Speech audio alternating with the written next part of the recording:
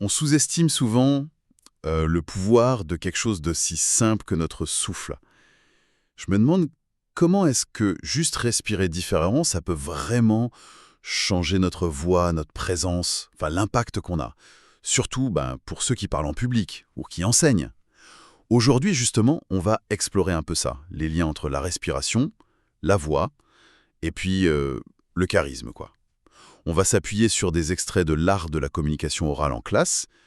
L'idée, c'est de comprendre un peu le mécanisme, les avantages de la respiration diaphragmatique, et on verra aussi une petite routine toute simple.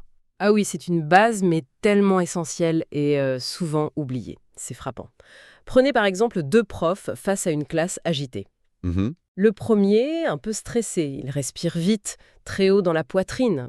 Sa voix devient aiguë, elle porte mal, il s'essouffle et il perd un peu son autorité, quoi. Oui, on voit bien le tableau.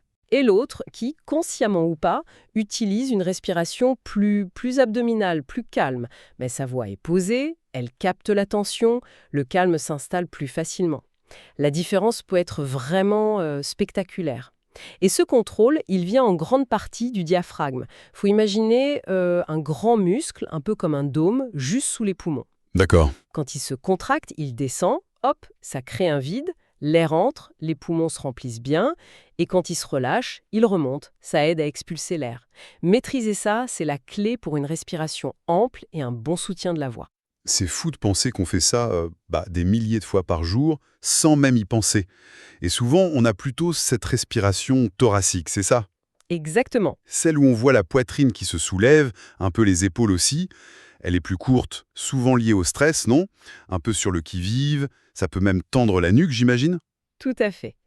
C'est l'inverse de la respiration qu'on appelle diaphragmatique ou abdominale. Là, on sent le ventre qui se gonfle doucement à l'inspire. C'est elle qui mobilise vraiment tout le volume des poumons.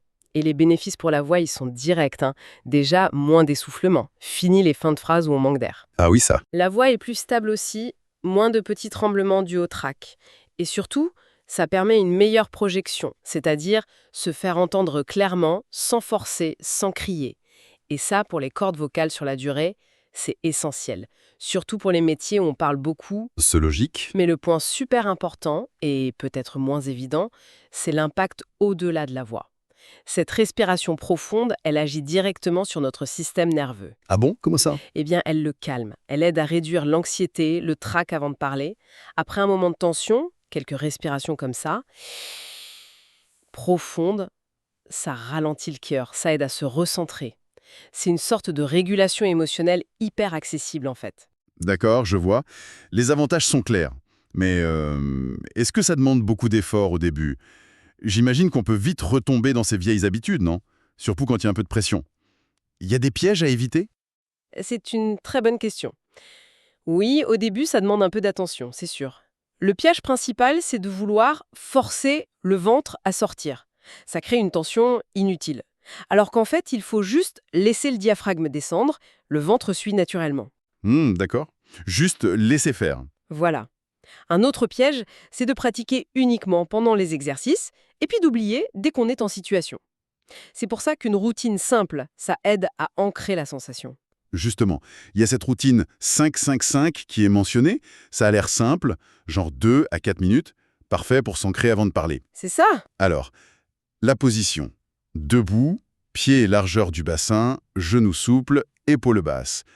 On peut mettre une main sur le ventre pour bien sentir. Oui, ça aide bien au début. On inspire par le nez pendant 5 secondes. On sent le ventre qui se gonfle tranquillement. Les épaules bougent pas. Ensuite, on bloque, poumon plein 5 secondes. On reste calme, on sent l'ancrage. Et enfin, on expire doucement par la bouche sur 5 secondes. Un peu comme un pff, le ventre rentre doucement. Mhm. Et on répète ça 5 fois. Il y a même une version express, un seul cycle, 15 secondes. Juste pour se recentrer vite fait, avant une réunion, dans un couloir. C'est fou comme parfois on se surprend à retenir son souffle sans raison. Absolument. Et ce contrôle qu'on ressent à l'intérieur, eh bien ça se voit à l'extérieur. Une voix bien posée, rythmée, soutenue par une respiration calme. Ça communique pas juste des mots, ça. Ça envoie un autre message. Exactement. Ça dit à l'auditoire, de façon inconsciente, hein, je maîtrise, je suis posé, ça renforce la crédibilité, ça transmet une forme d'intelligence émotionnelle, cette capacité à gérer son état intérieur face à la pression. À l'inverse, une respiration courte, une voix un peu faible, ça peut trahir une certaine fébrilité, même si ce qu'on dit est pertinent. Donc, pour résumer, travailler sa respiration, c'est agir sur plusieurs niveaux. C'est physiologique, la détente, la gestion du stress. C'est technique. La voix est plus claire, plus puissante, plus endurante. Et c'est relationnel. Ça donne plus de charisme, d'autorité naturelle, ça aide à créer la connexion. La phrase à retenir peut-être, c'est que parler, c'est pas juste faire du son. C'est aussi respirer pour mieux se connecter, à soi et aux autres. C'est une belle perspective, ça. Finalement, se maîtriser son souffle, ça devient un outil super accessible pour avoir plus d'impact, être plus à l'aise dans plein de situations de communication, bien au-delà des discours formels, en fait. Tout à fait. Et ça ouvre une réflexion un peu plus large, non? Si respirer consciemment peut transformer une prise de parole, qu'est-ce que ça pourrait changer dans nos interactions de tous les jours? Notre façon de réagir à un imprévu ou juste notre sentiment d'être présent, là, au fil de la journée? Est-ce que notre souffle, ce serait pas une clé, toute discrète, pour naviguer dans la vie avec un peu plus de sérénité finalement?